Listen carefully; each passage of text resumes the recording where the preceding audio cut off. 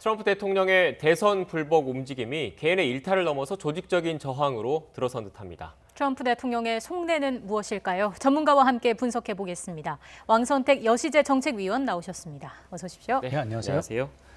위원님, 트럼프 대통령의 측근들도 잇따라서 대선 불복에 좀 힘을 싣는 모양새인데 어떤 그렇습니다. 의도가 담겼다고 볼 수 있겠습니까? 아무래도 이제 트럼프 대통령이 이제 불복에 대한 의지를 강하게 피력하고 있고 이런 부분에 대해서 뭐 부통령이라든가 국무장관이라든가 이런 분들도 도리 없다. 일정 기간은 트럼프 대통령의 입장에 동조를 하고 협력하는 모습을 보이지 않을 수 없다. 이런 생각을 하는 것 같고요. 무엇보다도 이 미국의 대통령 선거의 특성상 이 절차, 법적인, 행정적인 절차는 12월까지 이어지게 되어 있습니다. 그 안에는 사실은 형식적으로 보면 절차가 끝나지 않고 진행되는 상황인 거예요. 네. 그랬는데도 불구하고 그동안 우리가 이제 미국 대선을 보면 이제 선거하고 나서 바로 다음 날이면 다 결정이 되고 뭐 승복 연설하고 승자 연설하고 했는데 지금 안 되는 것은 이제 트럼프 대통령이 불복하기 때문인데 지금까지 모든 대통령 선거에서는 패배한 쪽에서 하루 만에 승복을 했던 것이죠. 네. 근데 이번에는 처음으로 이제 불복을 하는 상황이 발생을 했고 불복하는 사람이 현직 대통령이기 때문에 문제가 발생을 했는데 뭐 측근들의 입장에서 본다면 뭐 자기들이 모시는 주군이 결정을 했고 같이 가자고 하니 도리가 없다, 같이 갈 수밖에 없다 이런 입장이 좀 있다고 봐야 되겠습니다. 네, 위원님 특히 조금 전 그래픽 다시 한번 보여주시겠습니까? 네, 주요 측근 인사들 발언인데 저는 주목해서 본 게 마이크 폼페이오 국무장관의 발언이 특히 눈에 띄더라고요. 트럼프 행정부 2기로의 순조로운 전환이 있을 것이다. 2기라는 게 결국은 재선을 의미하는 얘기가 그렇습니다. 있습니까? 네. 이런 것들은 이제 대체적으로 봐서 지금 트럼프 대통령을 둘러싸고 있는 정치적, 행정적인 이제 조직들이 있지 않습니까? 기본적으로 행정부, 내각의 이제 장관들, 차관들, 기타 알려지지 않은 이제 지지자들이 많은데 대체적으로 이제 혹시 트럼프 대통령이 어느 날 갑자기 승복을 할 수도 있다. 갑작스럽게 상황이 바뀔 수도 있다. 불복이라고 하는 것은 일시적인 절차다. 이제 곧 달라질 수 있다. 이렇게 생각하다 보면은 이제 민주당에 대한 전열이 흐트러지게 되겠죠. 그래서 공화당을 중심으로 해서 그리고 내각을 중심으로 해서 행정부를 중심으로 해서 트럼프 대통령의 불복 캠페인이라고 표현할 수 있겠지만 불복 캠페인이 일사불란하고 조직적이고 조직적으로 이루어질 수 있도록 이탈표를 방지하기 위한 그런 메시지 전달이라고 보면 되겠습니다. 네. 뭐 도리가 없다 이런 이야기도 해주셨습니다만은 공화당이 그럼 트럼프의 대선 불복을 지지하는 쪽으로 가닥을 이렇게 잡았다 이렇게 보면 되겠습니까? 그 부분이 약간의 이제 논란의 여지는 있습니다. 공화당 전체를 본다면 트럼프 대통령의 행동은 부정적인 요소가 있을 수 있습니다. 네. 트럼프 대통령은 이번에 뭐 지고 나서 물러나도 상관없지만 공화당은 앞으로 2년 뒤에도 선거해야 되고 또 4년 뒤에 또 대통령 선거 또 해야 되고 그렇죠. 공화당으로서 계속해서 존재를 유지해야 되기 때문에 지금 상황을 잘 관리하는 것이 공화당의 최고 지도부는 굉장히 중요합니다. 그런데 지금 대통령이 어떻게 보면 목리를 부리고 있고 이제 불복이라고 하는 굉장히 큰 사건을 저지르고 있으니까 이것들을 어떻게 균형 잡혀서 잘 처리할까 이제 고민이 되겠죠.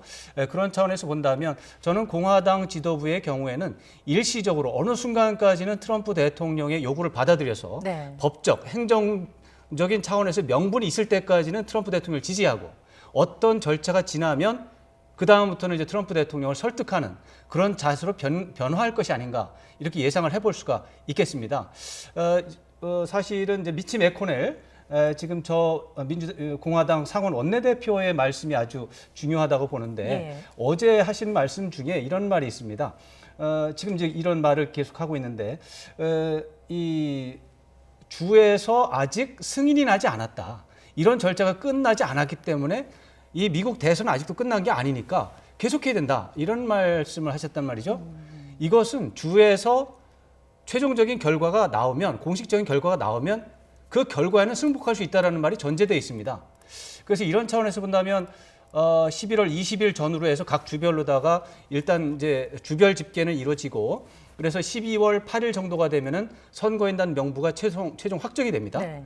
그러니까 11월 20일 전후 아니면 12월 8일 정도에 주에서 공식적인 결과가 나오고 그 결과가 만약에 트럼프 대통령이 패배하고 바이든 후보가 이긴 걸로 나온다면 미치 매코넬 상원 대표는 트럼프 대통령에게 당신 졌으니까 승복하라라고 말을 할 가능성을 지금 깔아놓고 있는 그런 발언이 되겠습니다. 네, 지금의 발언의 그 겉에 있는 모습만 보면 트럼프 대통령과 입장을 함께 하는 것 같지만 역으로 뒤집어 놓고 보면 주에서 그 트럼프 대통령이 졌다는 결과가 주에서 합법적으로 인정이 되면 그렇죠. 받아들인다. 역설적으로 이런 말이라는 맞습니다. 거죠. 지금 현재 미국에서 벌어지고 있는 것은 미국 대통령 선거 11월 3일 날 끝났고 11월 7일 날 오후에 각 언론들이 자체 집계를 해보니까 바이든 후보가 이겼다라고 했기 때문에 그 말을 믿고 바이든 대통령 후보가 나는 승리했다라고 선언한 상황이거든요. 네.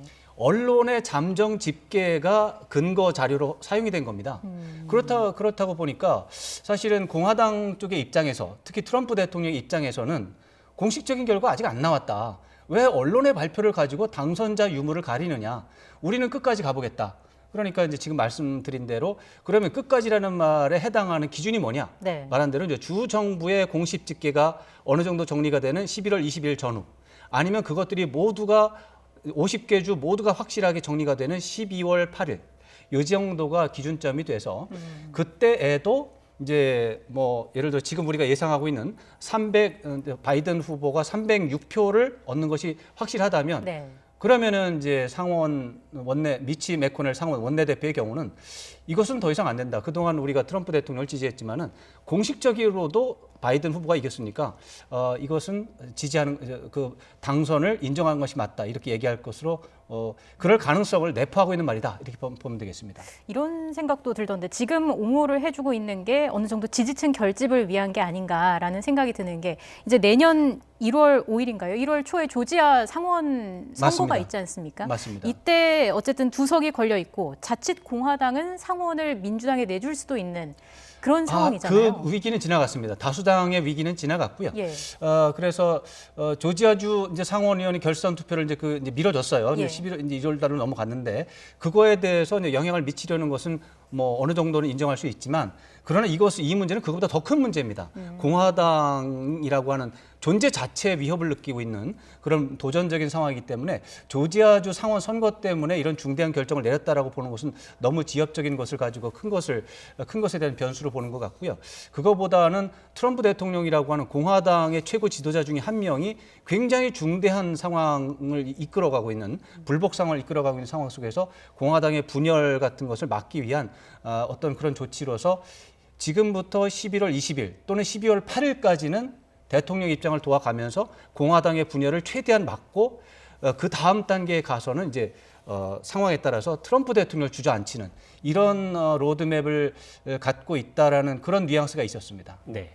위원님 이런가 하면 그 트럼프 대통령의 충복으로 알려진 인물인데 미 법무장관이 이렇게 제기되고 있는 부정선거 의혹에 대해서 조사를 해봐라 이런 지시를 했다는 그 언론 보도도 나왔거든요. 그렇습니다. 이게 사실이라면 이례적인 거 아닙니까? 이례적이긴 합니다만은 미국 대통령 선거전이라든가 미국의 정치라고 하는 것이 언제나 100% 깨끗하고 좋기만 하지는 않았습니다. 과거 사례를 보면 아주 추악한 사람들도 많았고 그런 것에 비하면 지금 트럼프 대통령이 하고 있는 어떤 조치들은 추악하다는 말을 쓰기에는 아직은 한참 먼 점잖은 단계라고 볼 수 있고요. 네. 법무장관 정도에 해당하고 그런 권한이 있고 특히 지금 대통령 선거에서 다툼이 있다고 보는 거거든요. 공화당 쪽에서는 이게 이제 바이든 후보가 당선이 됐는데 트럼프 대통령이 그 결과를 불복하고 목리를 부리는 것이 아니라 양쪽 후보가 다 같이 승리를 하면서 다툼이 있는 사안이다라고 이제 공화당은 보고 있는 거예요. 이런 상황에서 연방의 법무장관은 충분히 뭐 한쪽에 다툼을 하고 있는 한쪽의 의견을 뭐 고려를 해서 그런 의견을 낼 수가 있고 지시도 할 수도 있다고 보는데 그 말 하나가 지금의 국면을 전체적으로 바꾸기는 어려울 것 같고요. 네. 지금 상태에서 가장 중요한 것은 중요한 말은 공화당 최고 지도부의 입장이 가장 중요할 것 같고요. 바이든 당선인의 또 판단이 또 가장 중요할 수도 있고요. 그 정도 선에서 중요도를 좀 보는 게 맞겠습니다. 법무장관이나 국무장관의 말은 지금으로 봐서는 중요성이 현저하게 떨어지고 있습니다. 대선이 끝났습니다만 아직까지도 혼란이 이어지고 있는 상황입니다. 지금 현지 분위기는 어떤지 저희가 현지를 연결해서 직접 좀 들어보겠습니다. LA 김은경 리포터 연결돼 있습니다. 안녕하십니까? 네, 안녕하세요. 엘레입니다. 네, 지금 보니까 LA 지역 같은 경우에는 바이든이 높은 지지를 받았는데 현재 분위기 어떻습니까? 네, 현재 언론들이 일제히 조 바이든의 승리를 보도했던 지난 토요일이었죠. 이곳 LA에서는 이 반가운 분위기였는데요. 시위도 열렸습니다. 하지만 이 대선 결과에 불복하는 시위가 아니라 트럼프 대통령에게 이제 대선 결과를 받아들이고 백악관을 떠나라는 시위였습니다. 예. 토요일 아침 9시쯤에 이 바이든 후보의 승부가 일제히 보도가 됐는데요. 같은 날 정오쯤에 LA 다운타운에 수천 명의 시위대가 모여서 바이든의 승리를 기뻐하며 이 트럼프는 결과를 받아들일 것을 촉구했습니다. 이 시위대들이 들고 있던 피켓에는 트럼프는 해고됐다, 민주주의를 지키자 등의 문구가 써 있었고요. 이 시위대들은 모두 마스크를 착용했고 이 비교적 평화로운 분위기 속에서 큰 사고 없이 시위는 마무리가 됐습니다. 네. 리포터님, 조금 전 저희 자막을 통해서도 그 개표 결과가 나왔는데 지금 현재 계시는 LA 그리고 캘리포니아주는 전통적으로 민주당의 지지세가 강한 곳이지 않습니까? 네, 그렇습니다. 그렇기 때문에 이번 대선 결과를 반가워하는 분위기입니다. 네. 이어서 질문을 좀 드릴게요. 오늘 로이터가 보도한 여론조사 결과를 보니까 미국 시민의 약 72%가 트럼프 대통령이 대선 패배를 인정해야 한다 이렇게 생각하는 것으로 조사됐는데 직접 느끼시는 현지에서 분위기는 어떻습니까? 네, 이 대선일로부터 무려 닷새가 지난 후에야 결과가 나온 만큼 혼란도 컸었는데요. 특히 경합주들의 결과가 마지막까지 역전의 역전을 거듭하면서 끝까지 결과를 예측하기 어려웠습니다. 제가 있는 이곳 캘리포니아는 워낙 앞서 말씀해 주셨듯이 민주당 강세 지역으로 바이든 후보를 지지하는 시민들이 많은 곳인데요. 경합주에서 결과가 뒤집힐 때마다 이 만감이 교차하는 모습들이었습니다. 또 누구를 지지하는지를 떠나서 재미삼아 내기를 했던 지인들도 있었는데요. 어떤 스포츠 게임보다 흥미진진한 승부였다고 말하기도 했습니다. 이곳 분위기는 대체로 바이든의 승리를 반기는 분위기입니다. 실제로 80%에 가까운 시민들이 바이든의 승리를 확실시하고 있는 것으로도 나타났는데 혹시 그 대선 결과에 따른 혼란을 실감하신 적은 있으신지요? 이번 선거는 이 코로나19로 인해서 어느 때보다 우편 투표 비율이 높았고 또 이로 인해서 지금도 아직까지 결과가 끝이 난 게 아니다 뭐 이렇게 말하고 있는데요. 네. 하지만 대부분은 이미 결과는 나왔다. 그리고 이 바이든의 승리를 반기고 있다. 뭐 캘리포니아는 이런 분위기입니다. 대선일로부터 무려 닷새가 지났기 때문에 이 결과가 나온 만큼 혼란이 컸지만 그래도 이 캘리포니아주는 바이든의 승리를 확신하면서 반기고 있는 분위기입니다. 네. 지금 트럼프 대통령이 계속 대선을 불복하고 있고 앞서 왕선택 의원님과도 얘기했지만 일부 그 장관 같은 경우에는 트럼프 행정부 2기를 준비하고 있다 이런 얘기까지 하고 있습니다. 그래서 일각에서는 트럼프 대통령이 내년 1월 20일 임기 때까지 임기 이후에도 물러나지 않을 것이다 이런 얘기까지 나오고 있는데 현지에서는 어떻게 전망하고 계십니까? 네, 트럼프 대통령 이미 여러 차례 선거가 끝나려면 아직 멀었다, 뭐 이런 성명을 내놓으면서 쉽게 물러나지 않겠다는 입장을 보이고 있습니다. 이에 반해서 바이든 당선인은 곧 정권 인수를 위한 준비에 나설 것으로 알려졌는데요. 트럼프 대통령이 법적 소송을 강행한다면 정권 이양의 차질이 불가피할 것으로 보입니다. 최악의 시나리오는 내년 1월 20일까지 트럼프 대통령이 백악관 퇴거를 거부하는 경우일 텐데요. 이 바이든 당선인은 성명을 통해서 이 미국 정부는 백악관의 침입자를 끌어낼 완벽한 능력을 갖추고 있다. 이렇게 전하면서 심리전에 가담한 모습입니다. 실제로 이 전직 대통령이 차기 대통령에게 정부를 이양하지 않을 경우 백악관 경호실에서 이 전직 대통령을 물리적으로 퇴거시키는 법이 규정되어 있습니다. 그리고 또 대통령 선거 논란 외에도 이번 선거에 특히 한국계 의원들이 3명이나 당선이 되면서 한인사회에 관심이 상당히 높을 것 같습니다. 지금 LA가 속한 캘리포니아주에서도 서울에서 나고 자란 미셸 박스틸 공화당 후보가 당선이 됐는데 어떻습니까? 지금 이번을 계기로 해서 한인사회가 어떻게 바뀌었으면 좋겠다고 생각하시는지요? 네, 이번 이 3명의 의원 한인사회 쾌거라고 볼 수 있는 반가운 소식인데요. 또 현재 영킴 후보는 아직 최종 결과가 발표된 것은 아니지만 여유 있게 1위를 유지하고 있어 승리가 유력해 보입니다. 네, 이번을 계기로 이 한인사회도 미국 정치와 선거에 더 관심을 갖고 또 투표에도 적극적으로 참여하면서 더 큰 목소리를 내는 계기가 되길 바라고 있습니다. 네, 알겠습니다. 지금까지 미국 현지 분위기를 LA 김은경 리포터와 함께 이야기 나눠봤습니다. 오늘 말씀 고맙습니다. 네, LA의 김은경 리포터와 함께 LA 현지 분위기 들어봤습니다. 위원님 추가적으로 대담 이어가겠습니다. 지금 그 LA 그리고 미국 현지에서도 트럼프 대통령의 대선 불복과 관련해서 여러 이야기가 좀 나오고 있는 것 같습니다. 그리고 앞서 말씀드렸지만 그 트럼프 측근을 중심으로 조직적인 그런 움직임도 보이고 있는데 뭐 쭉 그 관련된 배경을 얘기를 했지만 이 그래프를 한번 보면서 다시 한번 질문을 좀 드릴게요. 앞서 그 취임식까지 남은 일정을 정리하는 그래픽이 있거든요. 한번 띄워주시겠습니까? 네. 미국 대통령 취임이 앞서 말씀드린 대로 내년 1월 20일입니다. 예정대로 네, 그대로 간다면요. 그때 1월 20일 날 트럼프 대통령은 임기가 끝나고 백악관을 나와야 하는 거죠. 그렇습니다. 그리고 12월 8일이 선거인단이 확정 마감되는 날입니다. 그런데 그렇습니다. 이 날까지 지금 그래픽이 나가고 있는데요. 이 날까지 선거인단이 확정되지 않았을 경우에는 여러 복잡한 그 법적인 문제가 좀 생기지 않습니까? 어떤 절차들이 좀 있습니까? 글쎄 그런 적이 예전에는 없던 걸로 알고 있습니다. 네. 그렇기 때문에 어떤 절차가 있는지 잘 모르겠지만 만약에 그런 일이 벌어지면 그건 큰일입니다. 그건 큰일이고 그렇지만 날짜를 지켜야 되는 게 헌법에 규정이 되어 있기 때문에 어떤 문제가 있어도 그 상태에서 투표를 하게 될 것 같습니다. 그래서 12월 14일에는 하여튼간 투표를 해야 됩니다. 투표를 한 결과가 이제 최종 결과가 되는 것이고 네. 그 상황 속에서 진짜로 어느 후보도 270표를 얻는 후보가 없다면 그것은 이제 트럼프 대통령이 원하는 상황이 되는 것이겠죠. 그러나 이제 지금으로 봐서는 지금까지 역사를 봤을 때 그럴 가능성이 희박하다라는 게 일반적인 관측이죠. 네. 예. 네. 이게 결과가 지연될 경우에는 헌법에 따라서 상원에서 부통령, 하원에서 대통령을 선출하게 되는 거죠. 그 경우의 수가 굉장히 많아서 단적으로 말씀드릴 수가 없는데 예. 예를 들어서 이제 12월 14일 날 이제 투표를 해가지고 306대 뭐 240 정도로 결과가 나와서 그것을 이제 연방 하원으로 보내게 됩니다. 네. 연방 의회로 보내면 그것을 1월 6일 날 이제 연방 의회에서 회의를 열어서 예. 그 보내온 그 투표 결과를 개표를 하게 됩니다. 그 개표 결과를 그 연방 의회에서 이제 발표를 하면 그게 공식 발표가 되는 겁니다. 사실은 이제 트럼프 대통령의 공화당 쪽에서는 아직 투표가 끝나지 않았다, 개표가 끝나지 않았다 하는 말은 예. 1월 6일 날 실질적으로 개표를 하는 그 절차가 남아 있고 그렇죠. 그 전에는 다 그 개표 선언을 결과 발표를 위한 준비 과정일 뿐입니다.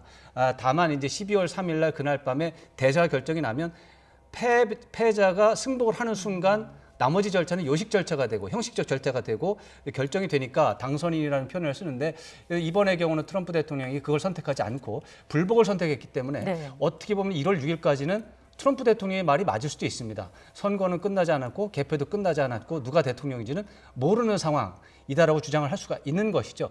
근데 1월 6일 날 이제 지금으로 봐서는 뭐 306표를 바이든 후보가 잃을 것이라고 예상이 되는데 만약에 이런 경우가 있습니다. 그날 이제 상원 하원 합동 의회가 열리고 네. 그 합동 의회 회의를 주재하는 사람은 상원의 의장입니다. 상원의 의장이 마이크 펜스 부통령입니다. 이제 지금 말씀하신 그 펜스 부통령입니다. 선거는 끝나지 않았다고 얘기하는 그 펜스 부통령이 이제 상원에서 회의를 주재하는데 회의를 주재할 때 하는 게 이런 게 있습니다.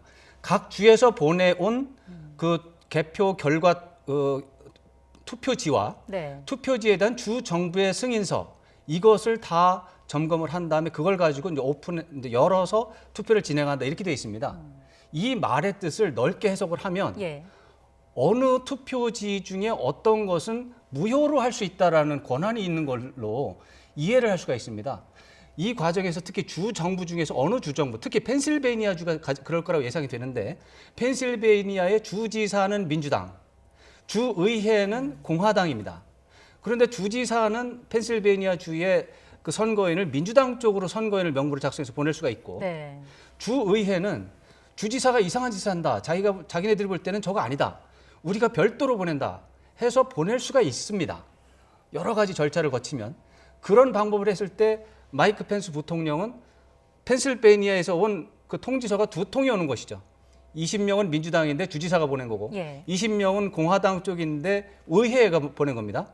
이게 경합하는 두 개의 각기 다른 통지서가 왔을 때 상원의장이 결정할 권리가 있는 거죠. 권한이 있는 거죠. 근데 그런 식으로 한다면 혹시라도 이제 그때 뭐 마이크 펜스 부통령이 이건 주의회 쪽이 좀 더 권위가 있지라고 해서 그걸 선택을 한다면 갑자기 표가 이쪽으로 가는 그럴 수가 있겠죠. 이제 그런 극단적인 상황이 이제 그날 생기고 펜실베니아뿐만 아니라 조지아, 그다음에 네바다, 네. 그다음에 애리조나까지 이 4개 주가 그런 일이 동시에 발생을 해 버린다면 이제 270표가 안 되죠. 아하. 그렇게 되면은 누구도 270표가 되지 않은 상황이 발생을 하게 되고 그렇게 되면 미국 헌법에 따르면 선거인단 선거로 인한 대통령 선거가 실패했다고 규정합니다. 예. 그러면은 연방 하원 의원들이 뽑는다로 되어 있습니다. 그러면 즉시 연방 하원 의원이 이제 선거인단이 되는데 435명인데 원래 하원 의원이 435명 전원이 투표하는 게 아니고 각 주에 한 명씩만 투표합니다. 그러니까 50명만 투표할 수 있습니다. 각 주에 한 명씩. 근데 지금 연방 하원 의원의 분포를 보면 각 주에 한 명씩만 나온다고 쳤을 때 그 대표를 뽑아보면 네. 50개 중에 26개가 공화당이고 22개가 민주당입니다. 하원 의원 숫자는 민주당이 많아요. 지금 다수당이에요. 그렇지만은 공화당 지지주는 작은 주가 너무나 많아서 전체적인 숫자는 작아도 주의 개수는 더 많습니다. 26개입니다. 공화당이 이깁니다. 네, 앞서 LA 현지 리포터 전해드렸지만 캘리포니아 같이 큰 주, 인구가 많은 주에서 민주당의 지지세가 강하기 때문에 그렇습니다. 그 하원 의석수는 많은데 그렇죠. 주별로 따지면은 공화당이 우세하다 이런 말씀이신 거죠? 캘리포니아주의 하원 의원이 45명입니다. 네. 그런데 지금 말한 그 특별한 선거의 긴급 선거라고 하는데 네. 긴급 선거에 나갈 수 있는 캘리포니아주 하원 의원은 한 명밖에 없습니다. 그렇지만은 사우스다코타, 노스다코타 같은 데는 하원 의원이 한 명밖에 없습니다. 근데 그 한 명이 대표가 되는 겁니다. 이런 식으로 따지니까 지금 말씀드린 대로 여러 고비를 거쳐서 주의회에서 별도의 그 대표단을 보내고 마이크 펜스 부통령이 하필 그걸 주지사께 아니라 그걸 받아들여서 이제 어떻게 보면 270표가 안 되는 상황을 만들고 그 상황 속에서 연방 하원이 투표를 하게 되면 그러면은 26대 22 정도로 트럼프 대통령이 이기는 아주 어렵지만 경우의 수가 남아 있기 때문에 지금 이제 트럼프 대통령과 그 지지 세력은 지금 말씀드린 이 경우의 수를 향하여 계속해서 가고 있고 이제 그때 마이크 펜스 부통령이 그때 주지사 쪽에 주지사 정부에서 보내온 것보다는 주의회 쪽이 더 정확하다라고 네. 판단하려면 연방 소송이라는 것이 개입이 되고 이런 혼란한 상황이 이제 전제가 돼야 되겠죠. 이제 그런 상황을 위해서 지금 트럼프 대통령은 소송을 연방 대법원으로 끌고 가기 위해서 굉장히 노력을 많이 하고 이제 하게 되는 거고 이제 만약에 이럴 경우에 이제 민주당의 경우는 정말 바보처럼 대통령직을 놓치는 상황이 되겠어요. 그러면은 당연히 민주당은 또 연방 대법원으로 또 가겠죠. 그럼 연방 대법원으로 가면 공화당 지지 이제 판사가 6명, 네. 민주당 지지 판사가 3명이에요. 그러면 이제 트럼프 대통령 입장에서 본다면 뭐 하원에서 뽑아도 내가 되고 연방 대법원으로 가도 내가 되고 단지 중간에 이 투표가 굉장히 대규모적인 불법성이 있고 각 주에서 보내온 이런 집계 최종 공식적인 조사 결과가 잘못됐다라고 하는 그런 뭐 합리적인 그런 근거만 있다면 가능성이 있지 않느냐 해보자라고 하는 그런 차원이기 때문에 아마 측근들도 트럼프 대통령의 이런 논리를 반대하기가 참 어려웠을 것 같은데 하여튼 제가 볼 때는 공화당의 최고 지도부 특히 미치 매코넬 상원 원내대표가 굉장히 중요한 역할을 하면서 이달 말 또는 다음 달 초에 결정을 하게 될 것 같습니다. 네. 대선 이후에도 혼돈 상황이 계속되고 있는 미 정국 앞으로도 좀 더 지켜봐야 할 것 같습니다. 지금까지 왕선택 여시재 정책위원과 함께 이야기 나눴습니다. 오늘 말씀 고맙습니다. 고맙습니다. 고맙습니다.